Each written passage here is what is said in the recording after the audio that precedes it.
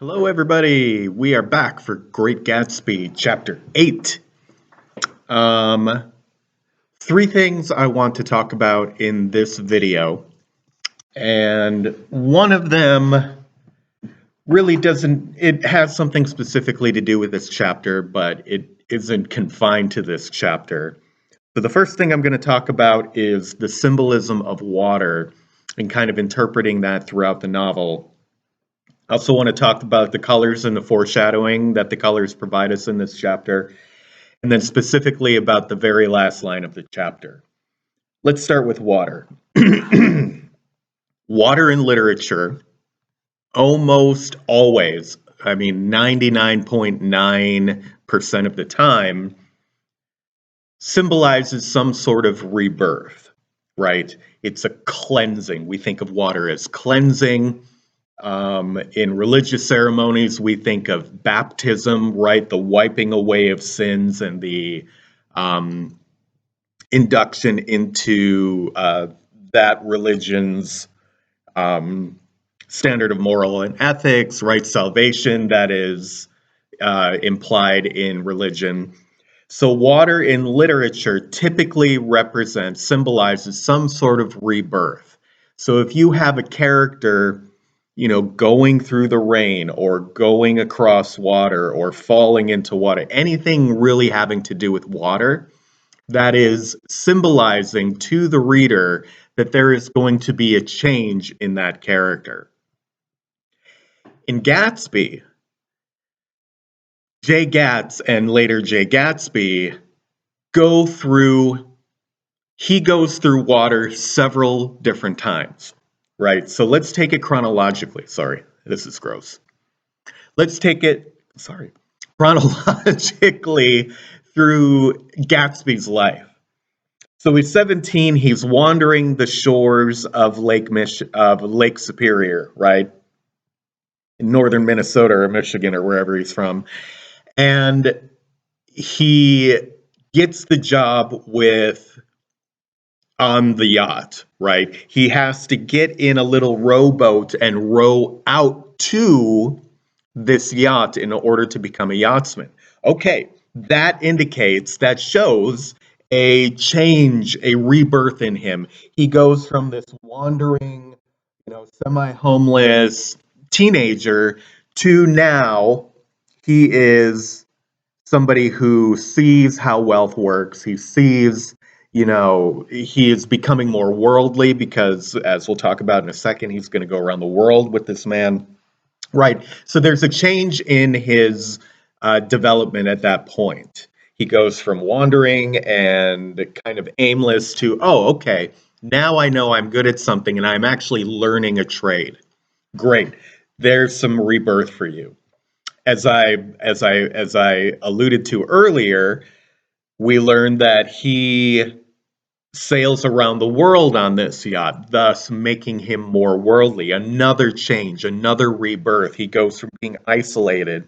We think back to, one of the central motifs of this novel and something that Nick Carraway talks about in the beginning, that idea of sectionalism, right? The East versus the West, or specifically the Midwest in Carraway's place. Gatsby grew up in a very small, isolated area. And now all of a sudden he is exposed to the larger world. He has a better understanding of how the world works. So further development, more rebirth. He goes from isolated to now worldly, or local to worldly. All right, so he comes back, right? And he falls in love with Daisy.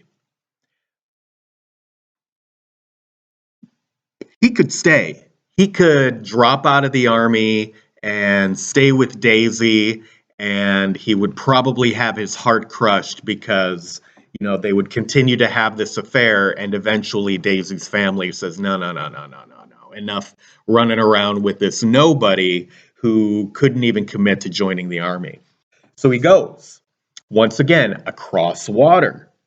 Right? Another rebirth in him. Here we get Jay Gatsby, the soldier, right? And he goes and he does these things in World War One. He gets these medals. After that, he goes across the water again to England, where he starts to work on his education, right? He does, what does he say, like 5 months at um, Oxford, if you want to be Wolfsheim about it. He's 5 months at Oxford, but he realizes in that change that education and breeding isn't what he really wants, isn't what he wants to become. He wants to be with Daisy, and he realizes that Daisy equals money. Daisy needs money. She needs comfort. That's what the old guard in East Egg know. Money, money, money, money, money. At least that's what he thinks.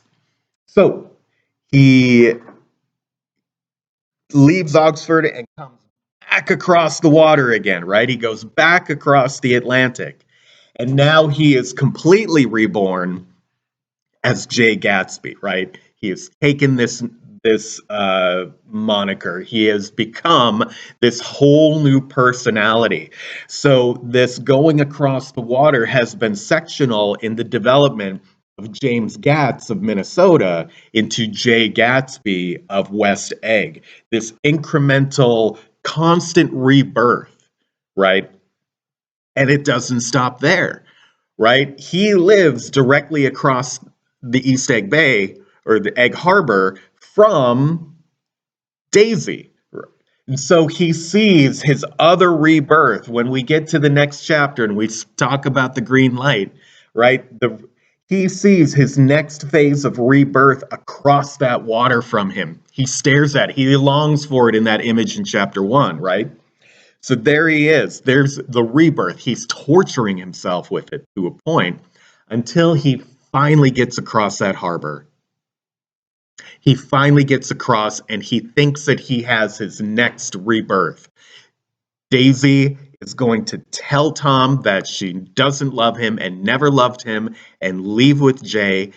Everything is going to Gatsby's going to have it all finally, right? The final rebirth, his recrossing of that harbor to get the thing that he wants the most, which is Daisy. And he does. He crosses. He gets there, and he thinks he has it. But then, of course, the events in chapter 7, where they're driving back, and Daisy, accidentally or not, takes out uh, Mrs. Wilson and causes all sorts of tragedy. Chapter 8, we get the final water. Well, not the final water, but, we get Gatsby's final water, right? The swimming pool. And it's appropriate that he dies in a swimming pool, that he dies in water, right? We're talking about a man who has gone through so many different changes.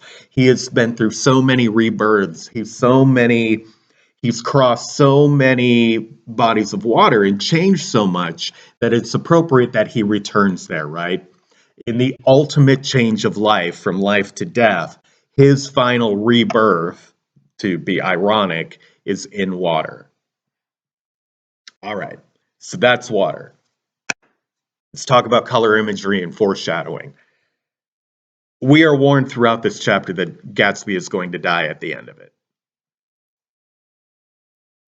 At one point, let me get my book here. At one point,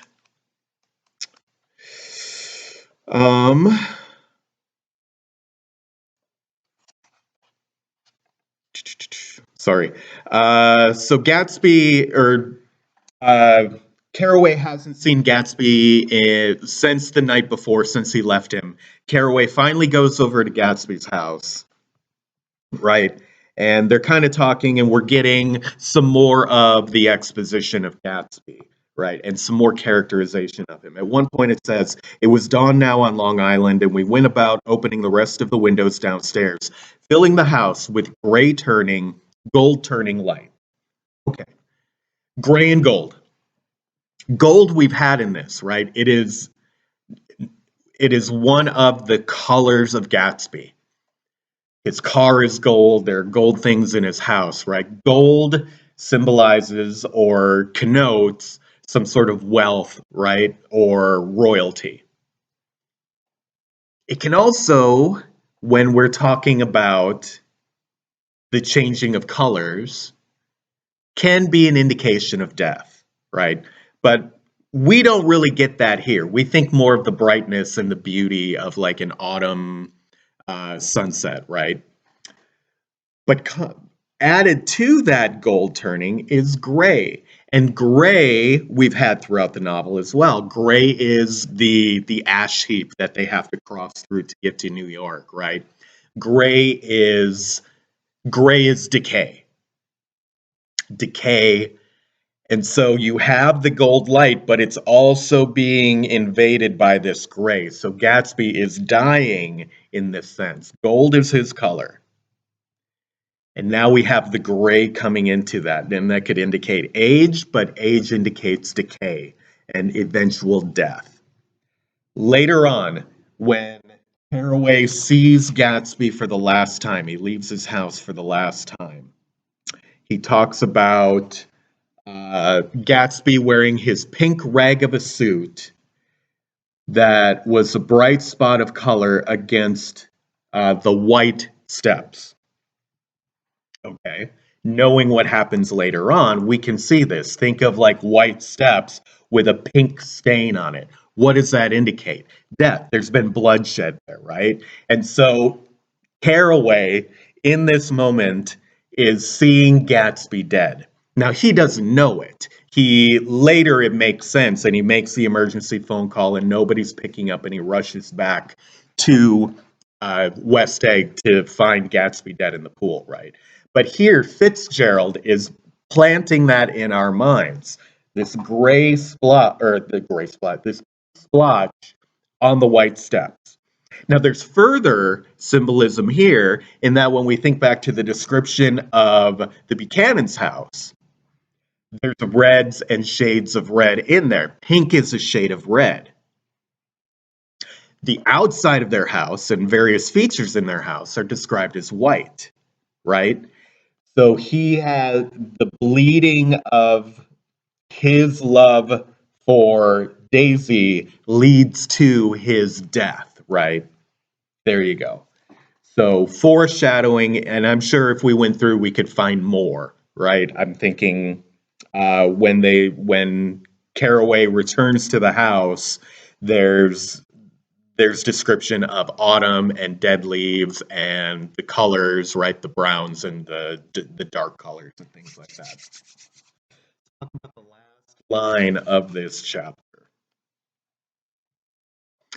It was after we started with Gatsby toward the house that the gardener saw Wilson's body a little way off in the grass, and the Holocaust was complete. So they go back, they find Gatsby dead in the pool, they're taking him back to the house, and on the way, they find Wilson's body in what was a murder-suicide, right? Holocaust. Now, from a modern point of view, we have a vastly different definition of this word. When we think Holocaust, we think of mass genocide of people, right? We think of the Holocaust in World War II. We think of recent Holocausts in like Rwanda. We think of the Holocaust of Native Americans on the Trail of Tears, right?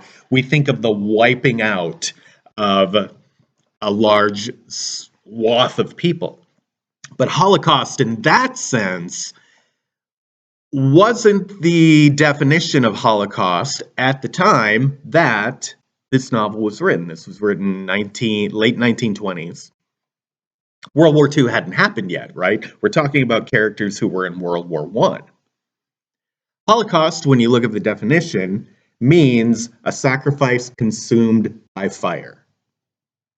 Okay, let's break this apart. Sacrifice, right? An offering to some sort of deity, right? We have talked extensively about Gatsby as a godlike figure, as a potential Christ figure, as having a prophet, having all of this religious all these religious words and connotations applied to him. And finally, he is made a sacrifice to something. We don't know what. What is he being sacrificed to? We're going to get a little bit of that towards the end. The other important part of this is that it's a sacrifice by fire. And the second definition, a thorough destruction, usually involving mass death through fire. Fire is an integral part of fire. Gatsby is killed by a gunshot. He's killed in water. There's no fire present unless you think the firing of a gun, right? That's the verb of fire instead of the noun. So we think of fire. Yes, Gatsby died by a gunshot, but that is not what caused his death. His death was caused by the fire within him, right? His love for Daisy, the passion he had for Daisy. Go back to all of that symbolism of water. Everything he went through from the minute he saw Daisy to the second he blurbled his last blurble in the swimming pool was all about Daisy. It was his fire, his passion. Those of you who are watching this for things about the American dream, she was his American dream, right? She was his pursuit of happiness. You have to wonder if had they not run over Myrtle and they go back and Gatsby and Daisy just keep going. They never return. They just keep going and nobody sees from them again. You have to wonder if that same passion, that same dream is still there. Was the pursuit of Daisy, the fire to get her, really the thing that was driving and motivating him? Or was it her himself? Her himself. Or was it Daisy herself? Right? But that's a discussion for another time. The fire that consumes and sacrifices Gatsby to whatever gods that are present in this novel is his fire for Daisy. His passion, his desire for Daisy is what burns him up and consumes him, right? Everything he's done. They never, there's never the, when Tom and Jordan and Nick are at Wilson's shop and Myrtle sees them through the window and thinks that Jordan is actually Daisy. That never happens if Gatsby isn't pursuing Daisy. Myrtle's death never happens if Gatsby isn't pursuing Daisy. The pursuit, his fire, is what ultimately sacrifices him. All right, that's chapter 8. We got one more. We'll get that in a couple days. Thank you, everyone. Have a wonderful day.